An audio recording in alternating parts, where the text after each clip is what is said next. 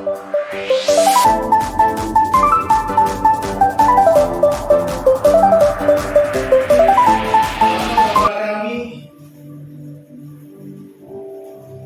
datang kembali ke hadapan-Mu, menyerahkan hati dan pikiran kami untuk mendengarkan firman-Mu.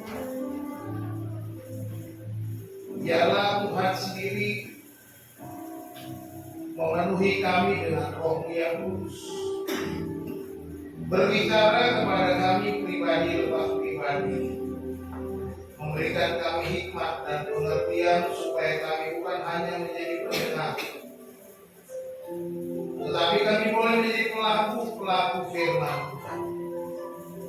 Penuhilah kami Tuhan dengan firman-Mu. Berbicaralah kepada kami siap mendengar. Di dalam nama Tuhan Yesus Kristus kami berdoa. Haleluya. Amin. Silakan duduk. Shalom. Saudara-saudara, hari ini saya ingin kita belajar bersama-sama.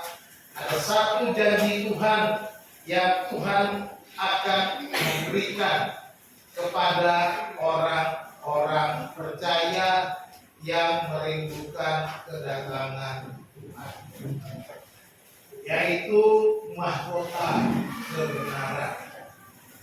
Bapak Ibu dikasih Tuhan, seperti yang sering kali saya ajarkan, bahwa kita ditebus oleh darah Yesus sebagai sebuah anugerah yang diberikan kepada kita, yang menyelamatkan kita sehingga kita menjadi anak-anak Allah dan berhak menerima janji-janji Allah. Bahkan kita juga akan bersama dengan Bapa kita selama-lamanya. Namun demikian, sebagai orang percaya tidak cukup hanya menjadi orang yang percaya, menjadi pengikut Kristus, tetapi kita juga harus hidup di dalam kebenaran, harus hidup di dalam firman Tuhan, agar kita mendapatkan upah ketika kita menghadap tahta pengadilan Kristus. Dan salah satu upahnya adalah menerima mahkota kebenaran.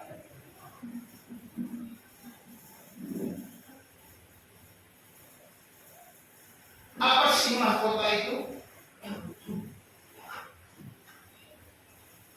Kalau saya mempelajarinya, mahkota itu biasanya diberikan kepada seorang raja atau ratu atau dewa itu yang biasa pada zaman dahulu. Atau pada zaman dulu kalau lomba-lomba diberikan mahkota, pemenangnya diberi mahkota berupa daun zaitun disematkan di kepalanya. Menurut Alkitab, mahkota kebenaran ini digunakan kata Stefanos. Jadi mahkota itu Stefanos. Mirip atau sama dengan nama Stefanus. Ini menggambarkan bahwa orang-orang yang martir setia seperti Stefanus akan mendapatkan Stefanus mahkota. Mahkota berarti itu ada sebuah lambang kehormatan atau kemenangan. Saudara bisa membaca dalam Amsal 4 ayat 9, 16, 31 dan seterusnya. Ya. Ini adalah lambang. Mahkota itu melambangkan sebuah kehormatan atau kemenangan. Seperti katakan lomba-lomba mendapatkan mahkota. Yang kedua, lambang kesempurnaan dan kekayaan anugerah Allah bagi umat. Jadi mahkota juga merupakan lambang anugerah Tuhan kepada kita sebagai orang yang percaya. Di dalam Alkitab ada 5 mahkota yang dijanjikan. Seperti saya pernah sebutkan waktu kita kebaktian di rumah Pak Sukardi, ada 5 mahkota upah yang akan diberikan kepada orang-orang percaya. Yang pertama disebut mahkota abadi. Itu dalam 1 Korintus 9 ayat 24-25. Mahkota abadi diberikan. Ada juga mahkota sukacita, yaitu 1 Tesalonika pasal 2 ayat yang ke-19. Yang ketiga, mahkota kebenaran yang kita akan bahas hari ini dalam 2 Timotius pasal 4 ayat 7 dan 8. Yang keempat ada mahkota kemuliaan, yaitu 1 Petrus 5 ayat yang keempat. Mahkota kemuliaan ini memang spesial untuk para gembala, orang yang menggembalakan domba-domba Allah. Jadi bisa dapat mahkota kemuliaan. Yang kelima, mahkota kehidupan. Wahyu pasal 2 ayat 10, yaitu orang yang setia sampai mati. Itu mahkota kehidupan. Jadi setidaknya saudara bisa dapat 4 kalau saudara tidak menggembalakan. Jadi mari kita hidup di dalam Tuhan, hidup dalam firman Tuhan, hidup dalam kebenaran, supaya ketika kita menghadap tahta pengadilan Kristus, kita akan menerima upah berupa mahkota ini. Untuk apa mahkota ini? Mahkota ini bukan untuk gagah-gagahan, bukan untuk menentukan saya ini paling banyak mahkota. Enggak. Di surga kita tidak ada lagi pikiran seperti itu. Tetapi supaya kita bisa mempersembahkan, kalau kita membaca kitab Wahyu, orang-orang yang mempersembahkan mahkotanya di hadapan Kristus. Ini menjadi persembahan. Jadi apa yang kita buat, apa yang kita lakukan, selama kita ada di dalam dunia, selama kita ikut Tuhan, itu menjadi persembahan kepada Tuhan. Ketika kita menyembah Dia di kekekalan. Jadi mari kita membawa sesuatu kepada Tuhan. Jangan sampai kita masuk ke dalam kerajaan surga tidak memberi apa-apa, tidak membawa persembahan kepada Tuhan. Hari ini kita akan belajar dari 2 Timotius pasal 4 ayat 7 dan 8 tentang mahkota kebenaran. 2 ayat ini berkata demikian, aku telah mengakhiri pertandingan yang baik, aku telah mencapai garis akhir, dan aku telah memelihara iman. Ayat 8, sekarang telah tersedia bagiku mahkota kebenaran yang akan dikaruniakan kepadaku oleh Tuhan. Paulus katakan, Tuhan akan mengaruniakan kepadaku mahkota kebenaran. Tetapi hakim yang adil pada harinya, tetapi bukan hanya kepadaku, bukan hanya kepada Paulus, melainkan juga kepada semua orang yang merindukan kedatangannya. Yang merindukan kedatangannya. Jadi itulah yang diingatkan Rasul Paulus kepada Timotius. Ya, kita melihat sebentar latar belakang dari surat ini. Kita melihat bahwa Rasul Paulus mendorong Timotius agar tetap teguh dalam pelayanan meskipun dia masih muda. Timotius melayani di Efesus dan Paulus bersurat kepadanya supaya dia tetap semangat, tetap teguh dalam pelayanan walaupun dia masih muda.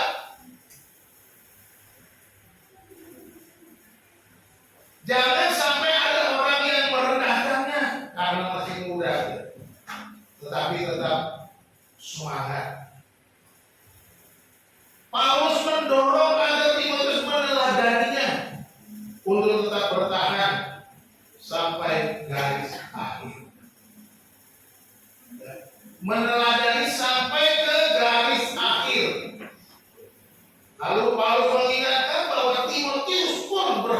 menerima mahkota kebenaran yang disediakan Allah bagi setiap orang.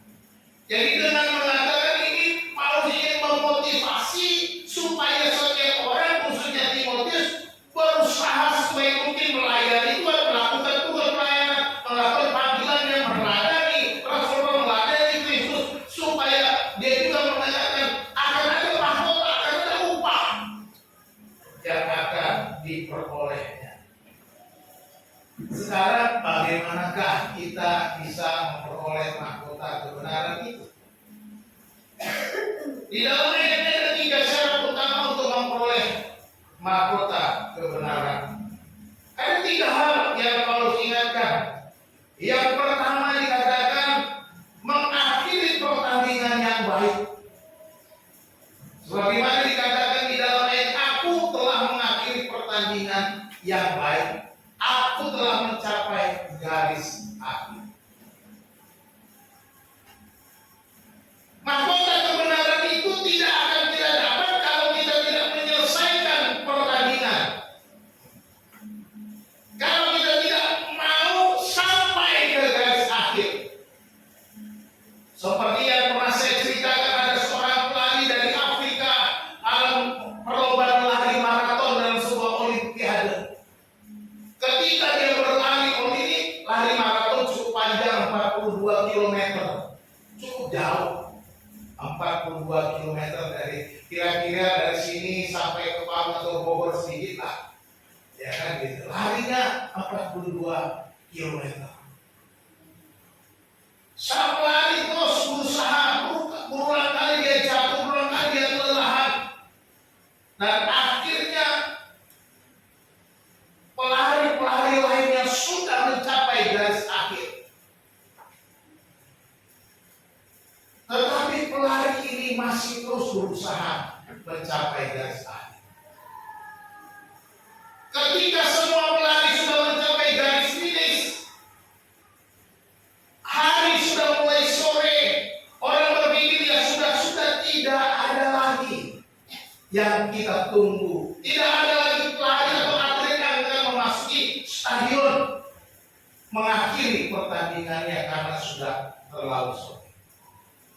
Ketika orang-orang mulai beranjak dari bangkunya, mau keluar dari stadion utama ketika itu tempat garis finish itu, tiba-tiba ada seorang pelari memasuki arena stadion itu. Dia terus berlari dengan perlahan. Orang-orang mulai bersorak, orang mulai tertanya, mau pergi melihat, wah masih ada satu orang pelari yang berusaha mencapai garis akhir. Semua orang bersorak, bertepuk tangan menyambut dia.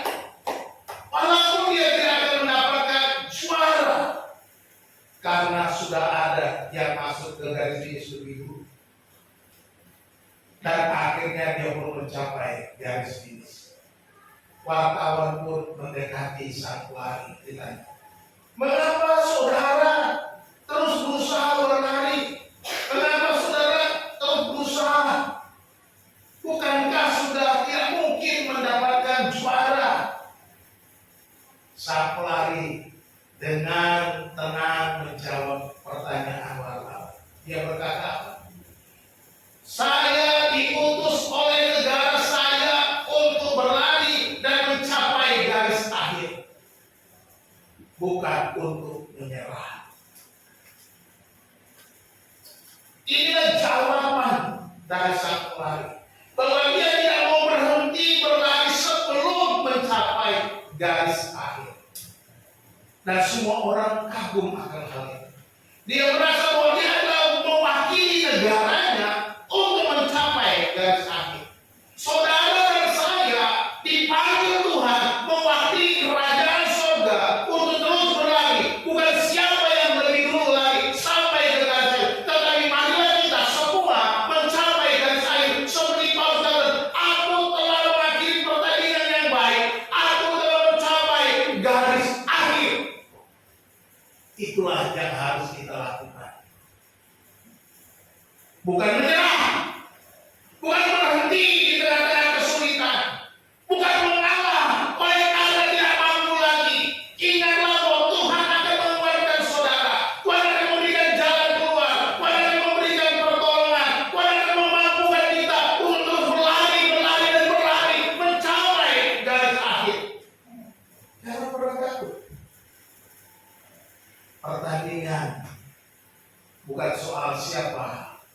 juara satu. Tapi pertandingan sebagai orang percaya adalah siapa yang akan mencapai garis akhir. Bapak Ibu Saudara yang dikasihi Tuhan, kehidupan kita adalah sebuah pertandingan. Tidak bisa kita lari dari pertandingan ini. Siapapun kita, saudara dan saya termasuk saya sendiri, berada dalam sebuah pertandingan, berada dalam sebuah perlombaan yang harus kita kerjakan. Dan Paulus menyadari itu, berulang kali dia mengingatkan supaya bertanding, dan bertanding. Dalam kitab Ibrani pasal 12 dikatakan, karena kita mempunyai banyak saksi bagaikan awan yang mengelilingi kita, maka kita menanggalkan semua beban dan dosa yang begitu merintangi kita dan berlomba dengan tekun dalam perlombaan yang diwajibkan bagi kita. Perhatikan itu.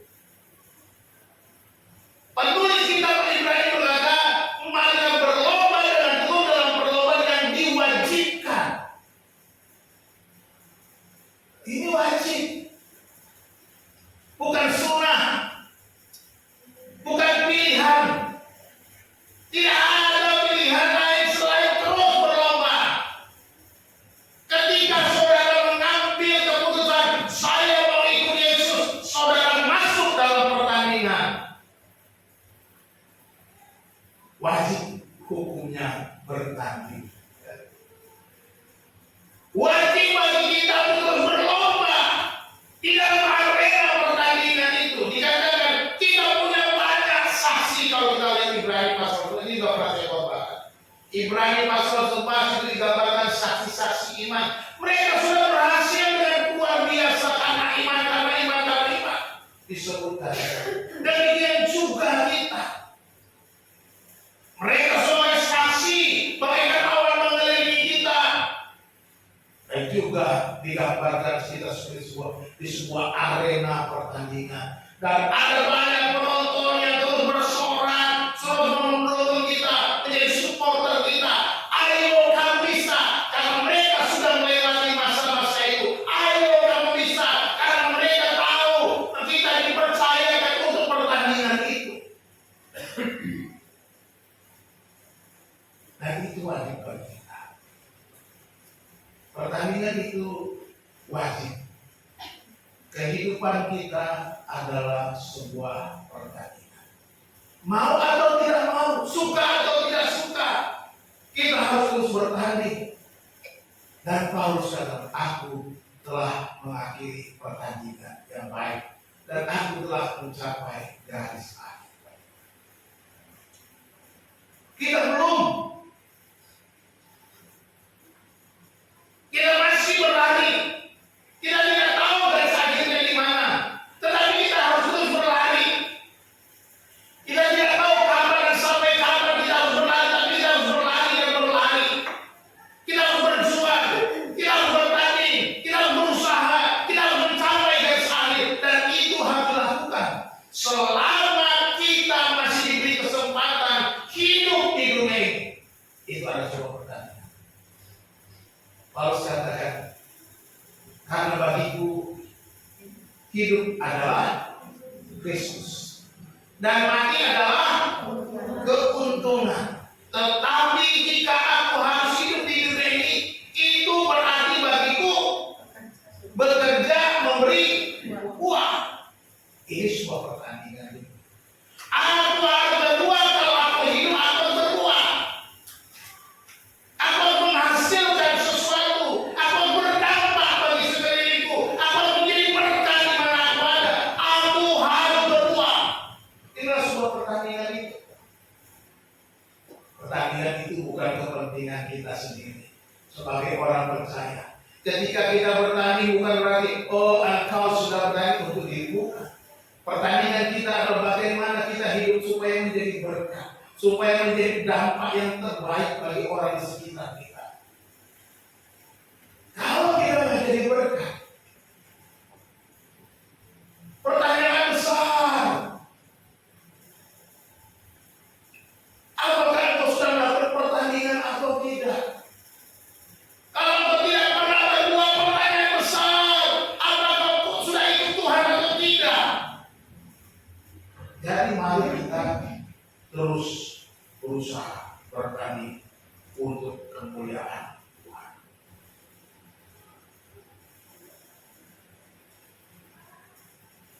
Jadi kita wajib menghadapi atau melewati sebuah perlombaan pertandingan.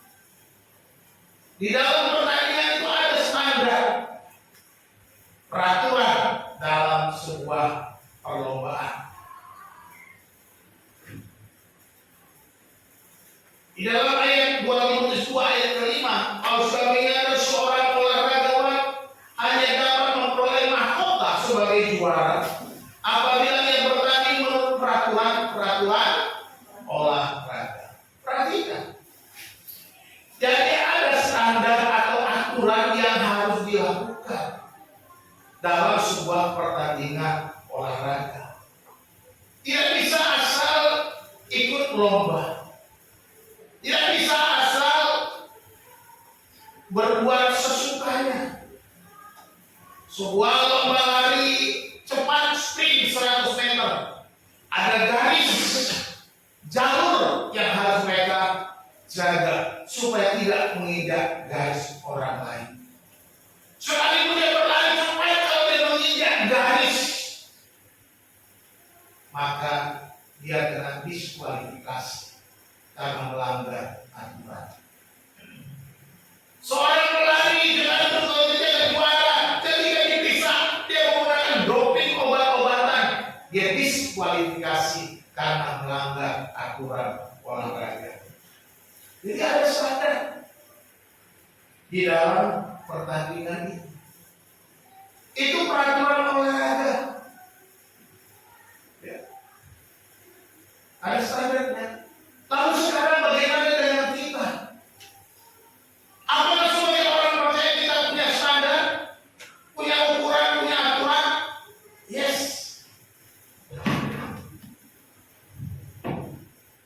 Kita punya buku standar untuk bertanding. Namanya Alkitab. Di dalamnya banyak aturan dan segala macam yang kita perlukan untuk kita bertanding. Di dalam Alkitab ada perjanjian yang bersyarat, ada perjanjian yang tidak bersyarat. Lengkap. Di dalam Alkitab ada solusi untuk kita menghadapi pertandingan. Ada semuanya di sini. Bagaimana supaya kita bertanding dengan baik? Pegang Alkitabmu dengan baik melalui apa? Pembacaan. Bukan dipegang dengan tangan. Pegang artinya isinya engkau genggam di hatimu. Isinya engkau percaya. Isinya engkau simpan. Ini namanya pegang dengan erat firman. Bukan sekedar pegang buku Alkitab, bukan. Kalau pegang buku Alkitab gampang, tetapi isinya ini loh yang perlu kita pegang, kita simpan di hati, kita lakukan apa yang ada di dalam. Inilah aturan-aturan olahraga yang harus kita lakukan ketika kita bertanding sebagai orang percaya. Lakukan itu. Pegang janji Tuhan. Cari solusi, cari jalan keluar, semuanya ada di sini. Jadi ada aturan lain. Jangan asal-asalan. Ikut Tuhan hidupnya masih seperti orang dunia. Gak bisa. Gak boleh. Ikut Tuhan harus ikut caranya Tuhan. Ikut Tuhan harus ikut standarnya Tuhan. Ikut Tuhan harus mengikuti apa maunya Tuhan, bukan apa maunya kita, suka-suka kita. Segala yang kita mau, segala yang kita suka harus kita selaraskan dengan firman Tuhan. Itu baru. Kalau kemauan atau keinginan kita tidak selaras, tidak sejalan dengan firman Tuhan, buang semuanya. Pegang yang sama dengan firman. Jadi inilah aturan-aturan atau standar olahraga mengakhiri pertandingan harus ikut aturan baik. Harus ikut aturan Jangan putus asa. Pak, kayaknya kalau ikut aturan itu sulit. Coba tanya olahragawan itu. Apakah dia petinju, pelari, pemain sepak bola? Coba tanya mereka. Sulit gak aturan mereka? Sulit. Enggak seperti gampang kita lihat orang bal-balan itu di TV. Bal-balan itu apa ya? Main bola itu loh, bal-balan. Yang bukan orang Jawa minta maaf. Bal-balan itu main bola itu ya. Kita melihatnya gampang, tapi mereka ketika mereka main bola begitu hebat bisa apa tuh goceng bola itu mereka latihan. Mereka atur strategi sampai mencetak gol itu ada aturan strateginya. Jadi bukan asal main. Mari kita benar-benar ikut aturan main kita. Itu yang pertama. Yang pertama tadi apa?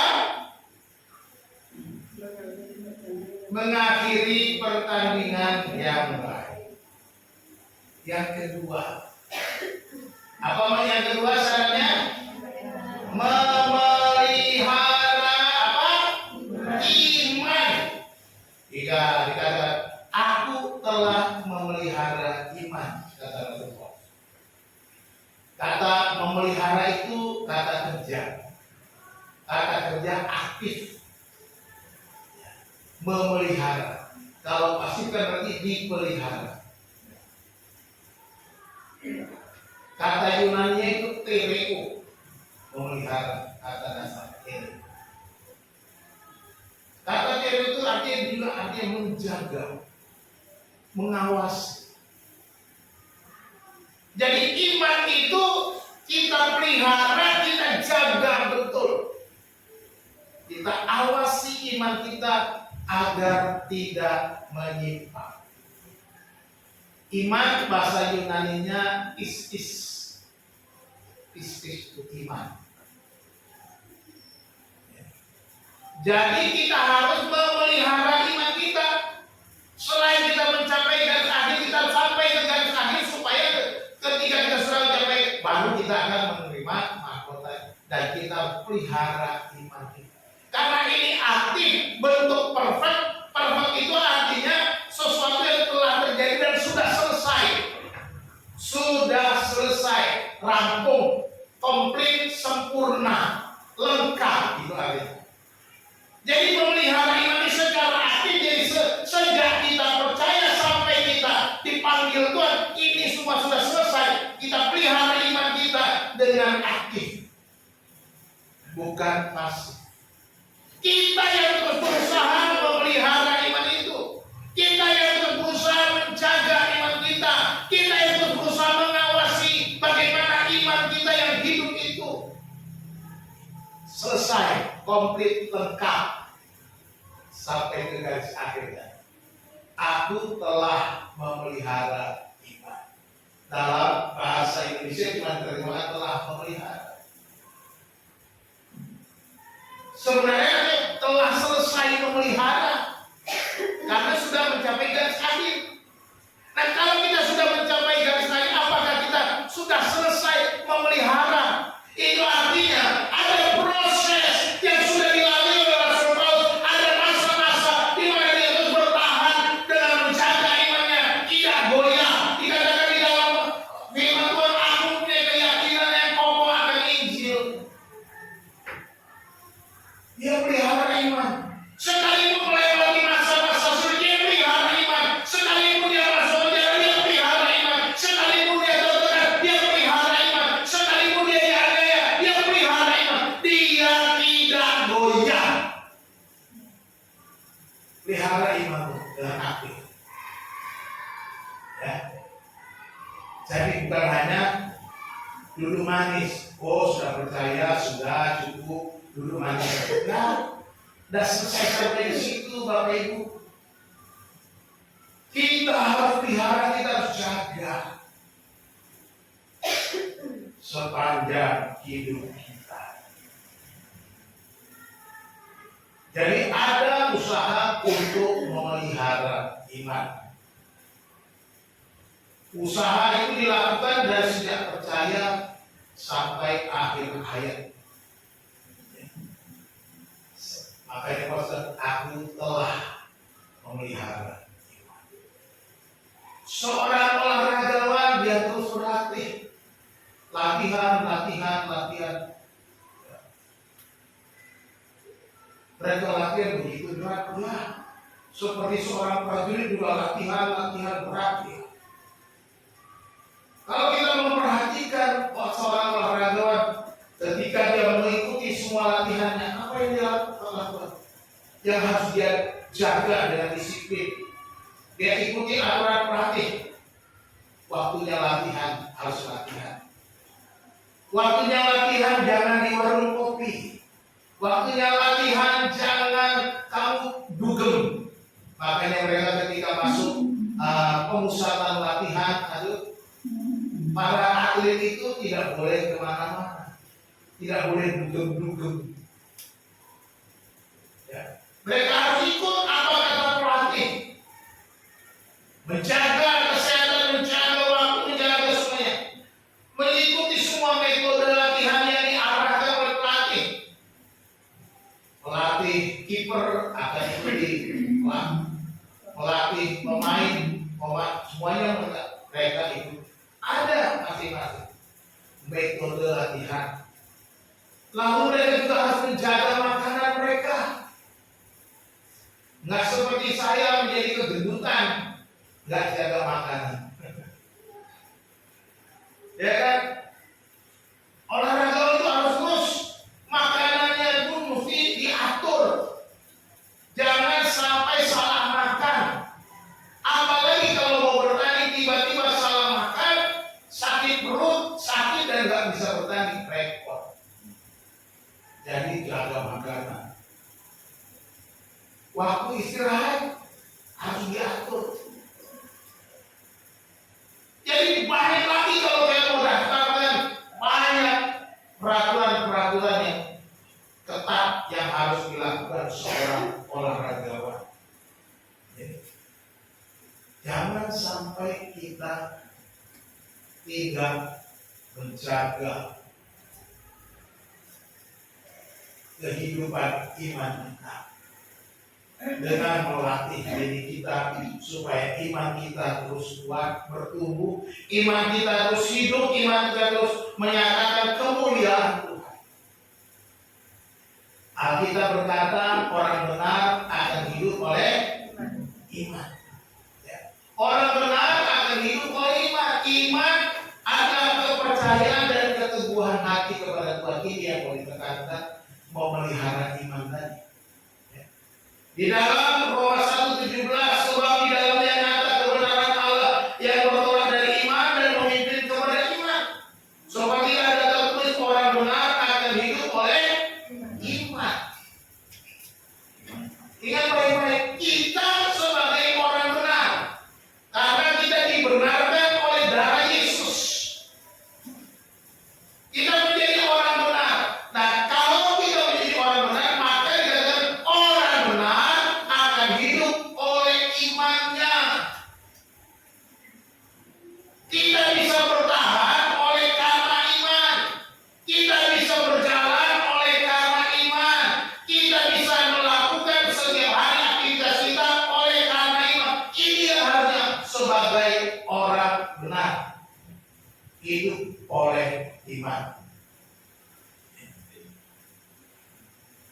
Jadi orang benar akan hidup oleh iman. Bukan dengan kekuatannya sendiri, bukan dengan akal pikirannya sendiri, bukan mengandalkan kekayaan hartanya, bukan mengandalkan jabatannya, bukan mengandalkan saudaranya, siapapun jangan andalkan itu. Tapi andalkan Tuhan dengan iman yang kokoh. Bahwa kita akan hidup oleh iman, bukan oleh fasilitas, karena semua itu adalah sarana. Lagi saya katakan, apa yang kita punya itu sarana yang Tuhan bisa pakai, bisa juga nggak pakai. Nggak baik-baik.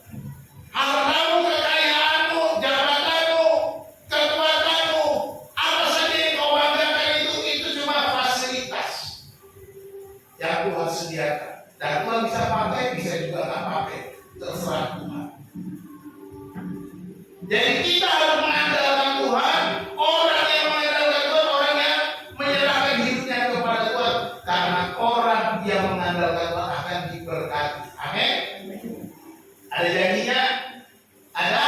Yeremia 17 ayat 7. Diberkatilah orang yang mengandalkan Tuhan dan yang menaruh harapannya kepada Tuhan. Jelas, mengandalkan Tuhan, harapan kepada itu orang yang beriman. Bukan mengandalkan kekuatannya sendiri, karena jangan terkutuklah orang yang mengandalkan manusia, yang mengandalkan kekuatannya sendiri. Terkutuk, kata firman Tuhan.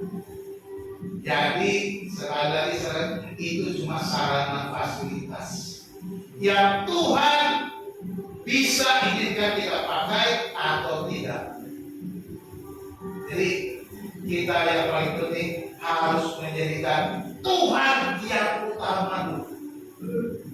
Maka segala yang sudah kita miliki itu akan Tuhan pakai untuk menolong kita, menjaganya supaya menjadi berkah. Jadi orang benar akan hidup oleh iman, bukan oleh kekayaannya, kekuatannya, bukan itu. Ya. Jadi memelihara iman. Mulai kapan? Kalau dari sekarang kita harus mulai. Kalau kemarin kita tidak pelihara iman kita, mulailah hari ini. Pelihara imanmu, jaga imanmu, supaya tidak goyah. Ada satu contoh dalam Alkitab, yaitu tokoh yang terkenal namanya Yusuf. Yusuf pribadi yang luar biasa. Yusuf tetap teguh sampai akhir, dan akhirnya mendapatkan mahkota dari Firaun. Apa yang Yusuf jalani? Dia memelihara imannya. Ketika dia menghadapi tekanan, dia menjalani proses hidupnya.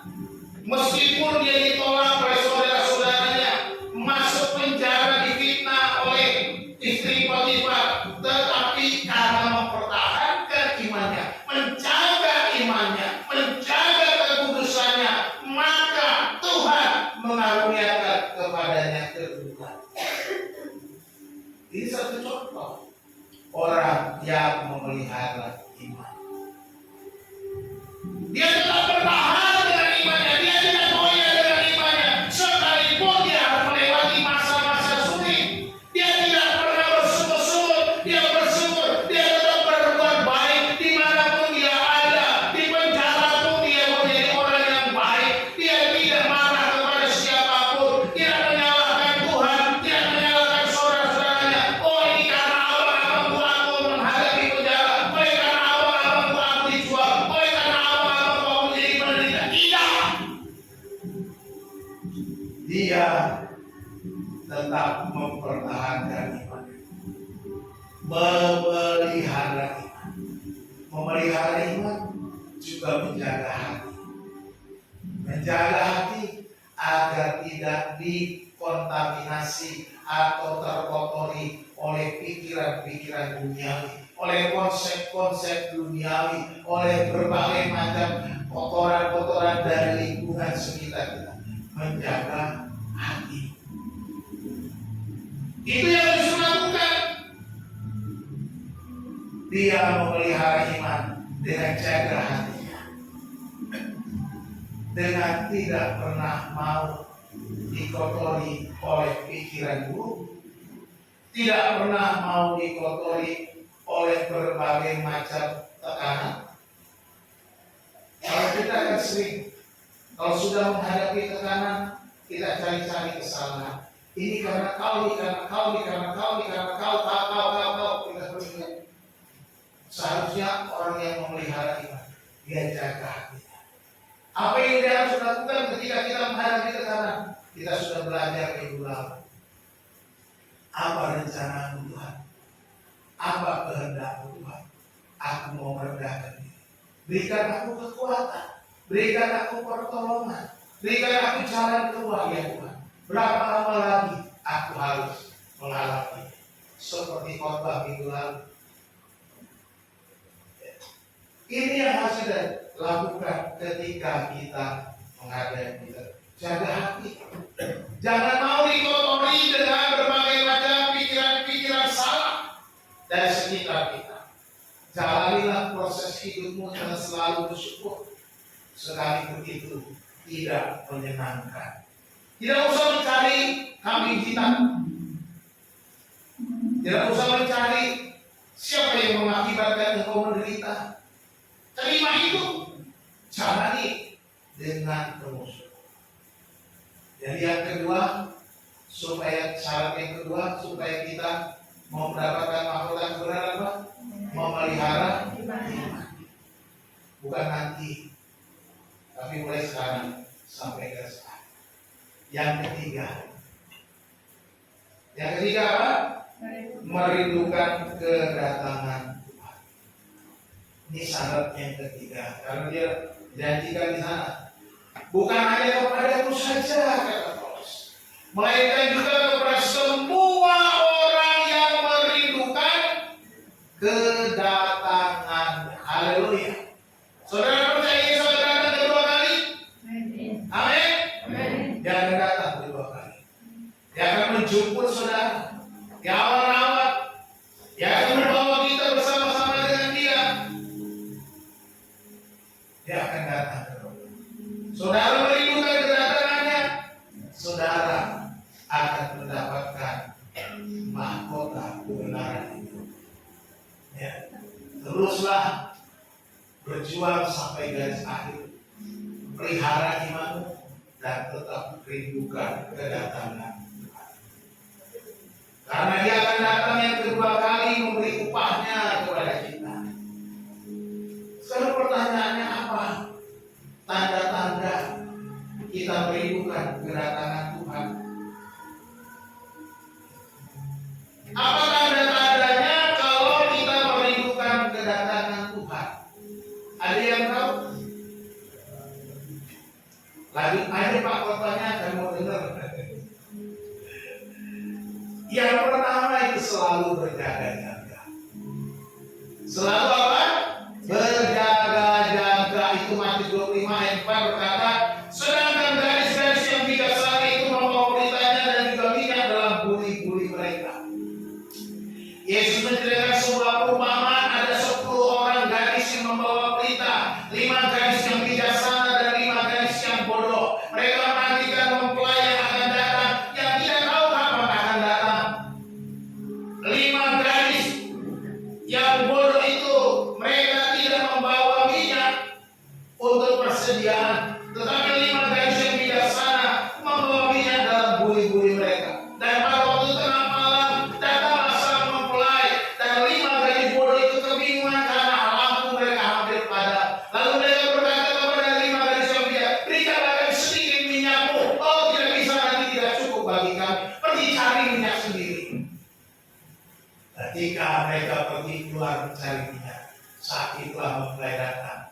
Dan perempuan yang bijaksana itu bisa masuk ke dalam pesta perjamuan dengan mempelai itu. Pelajaran yang kita lihat sini bahwa kita harus selalu berjaga-jaga. Inilah orang yang merindukan kedatangan Tuhan. Berjaga-jaga,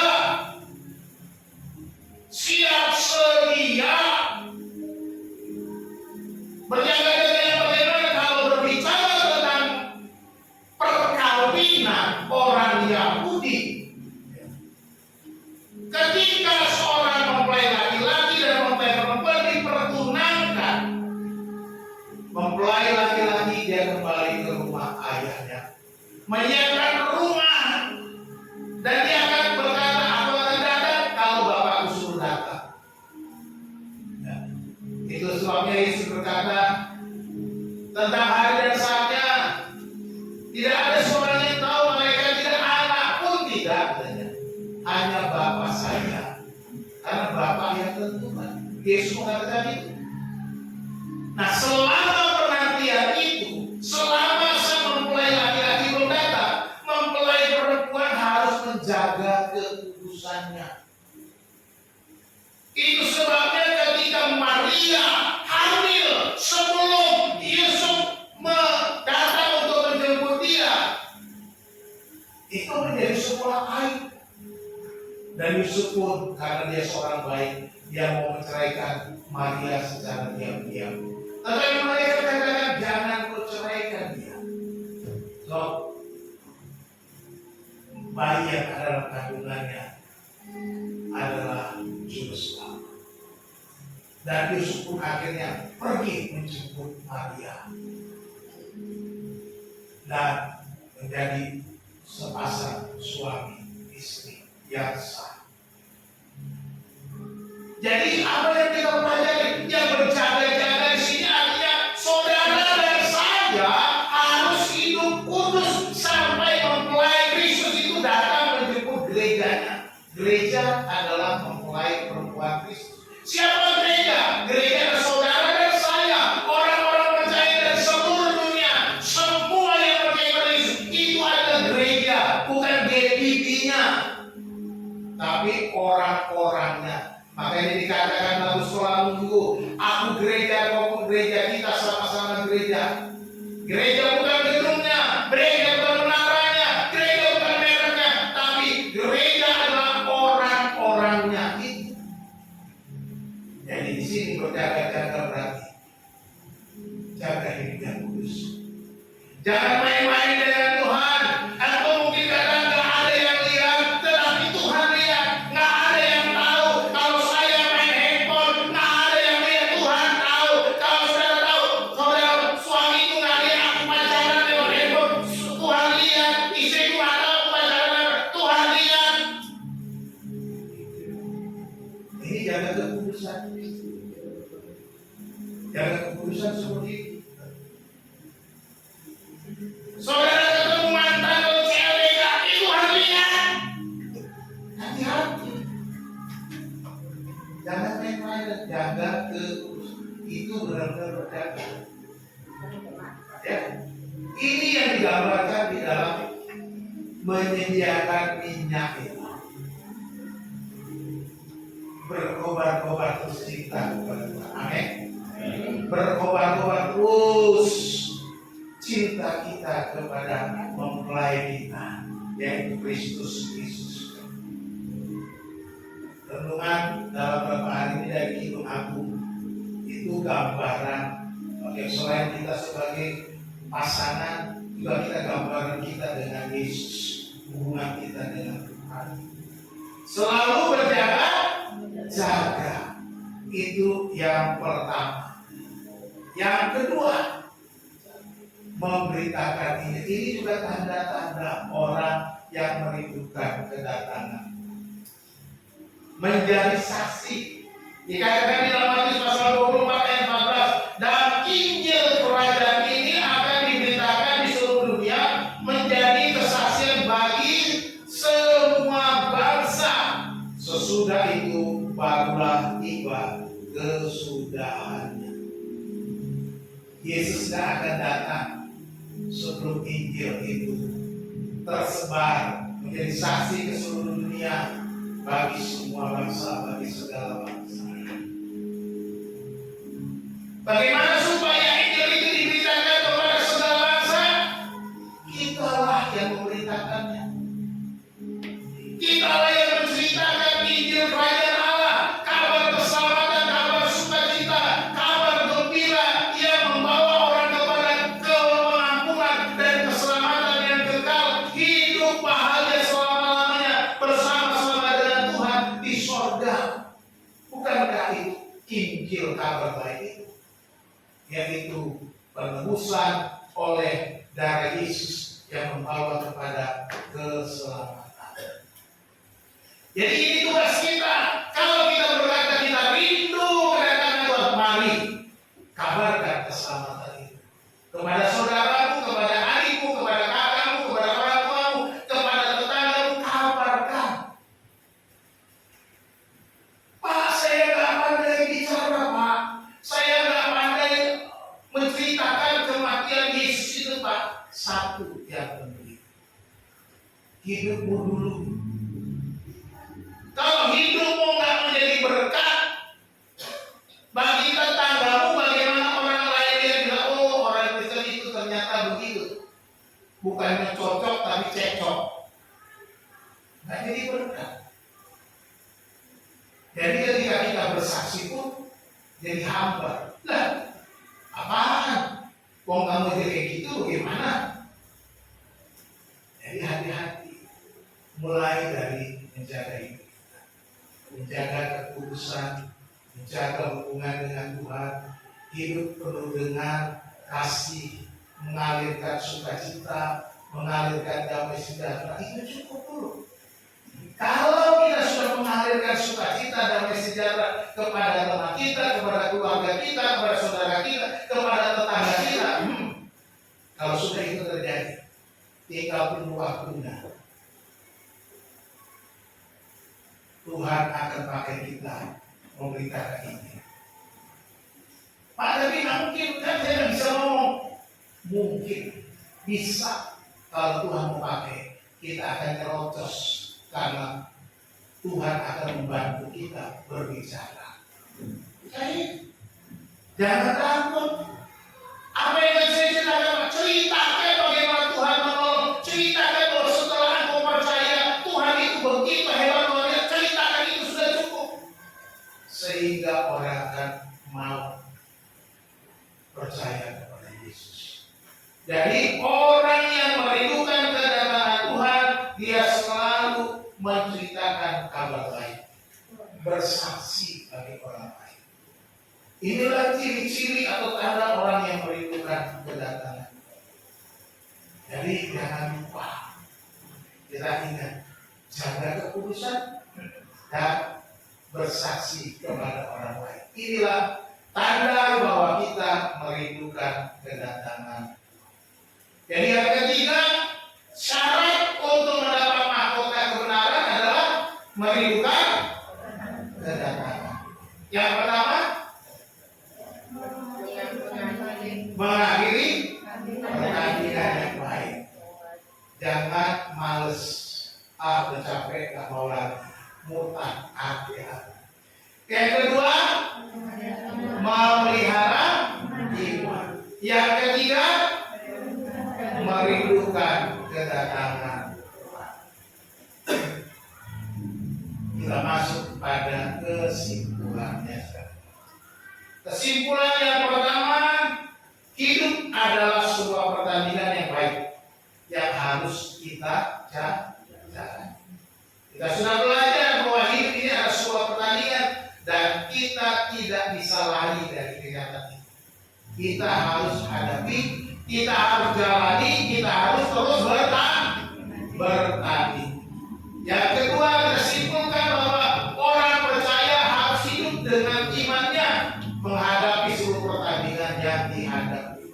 Hidup dengan iman, bukan mengandalkan apa yang kita punya. Sekali lagi, yang kita punya itu punya sarana fasilitas yang Tuhan bisa pakai atau tidak. Semuanya kita mengandalkan Tuhan. Yang ketiga, kita belajar bahwa Tuhan menyediakan mahkota sebagai upah bagi kita yang merindukan kedatangan Tuhan. Mari kita benar-benar merindukan kedatangan Tuhan supaya kita mendapatkan mahkota kebenaran.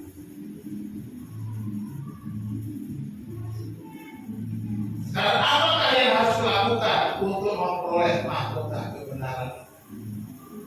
Yang pertama, mengakhiri pertandingan yang baik, ya, supaya kita mendapatkan mahkota kebenaran, kita harus mengakhiri pertandingan yang baik. Bertahanlah di setiap musim kehidupan sampai Tuhan datang. Jangan putus asa, bertahan. Yang kedua, kita harus memelihara iman kita. Bagaimana kita memelihara iman? Bacalah Alkitab setiap hari sebagai pedoman untuk memelihara iman. Milikilah kebiasaan ini, membaca Alkitab setiap hari sebagai pedoman. Kalau kita nggak membacanya, kita nggak punya pedoman. Maka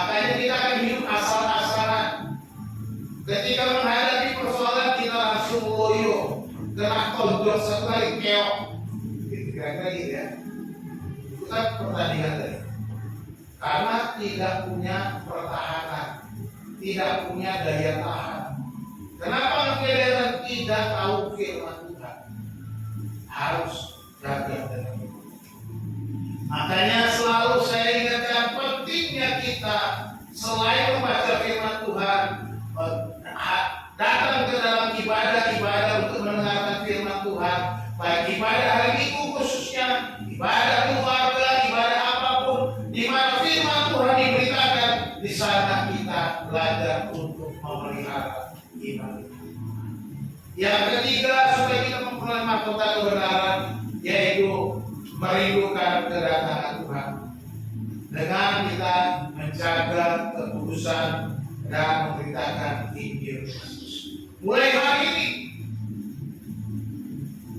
ingat, mata Tuhan melihat apa yang engkau berbuat, apa yang baik, apa yang jahat. Oleh sebab itulah jangan berbuat jahat. Ingat, Tuhan melihat. Jaga kekudusan, berjaga-jaga, bersaksi menghidupkan kita.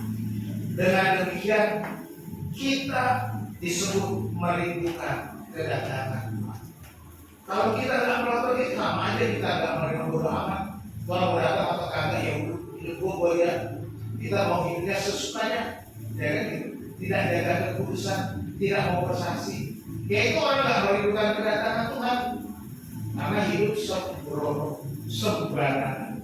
Tuhan Yesus memberkati kita berdoa. Kami bersyukur ya Tuhan untuk firman Tuhan pada pagi hari ini. Kami bersyukur Engkau menyediakan kepada kami mahkota kebenaran. Tuhan, ajar kami supaya kami terus berjuang mencapai garis akhir. Ajar kami terus memelihara iman kami ya Tuhan. Ajar kami untuk terus merindukan kedatangan-Mu dengan jaga kekudusan dan memberitakan Injil Kerajaan Allah. Ya Bapa, ampuni kami dari segala kelemahan kegagalan kami di masa lalu. Kalau kami tidak mau berusaha, tidak mau berjuang, tidak mau melihara iman kami, tidak mau memberitakan Injil dan menjaga kekudusan kami. Tolonglah kami Tuhan, mampukan kami supaya kami boleh terus berjalan dengan kekuatan dan pertolongan Tuhan, sehingga kami berkemenangan. Dan ketika kami mencapai garis akhir, kami layak menerima mahkota kebenaran. Terima kasih ya Bapak, hamba selesai berbicara. Roh Kudus, biarlah Engkau berbicara kepada kami, menolong kami, mengingatkan kami di tengah-tengah situasi sulit, di tengah-tengah berbagai macam persoalan, dan di tengah-tengah pencobaan. Kami tetap bertahan, mengingat masa depan kami akan Tuhan karuniakan mahkota.